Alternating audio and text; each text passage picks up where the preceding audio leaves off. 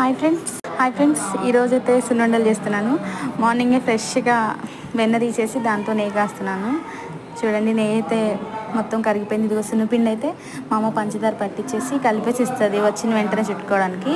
కొంచెమేమో డబ్బాలో పెట్టిస్తుంది, అది మళ్ళీ ఇవి అయిపోయాక అవి చుట్టించుకుంటాను. ఇక్కడ నెయ్యి అయితే ప్రిపేర్ అయిపోయింది చూడండి. ఇదిగోండి,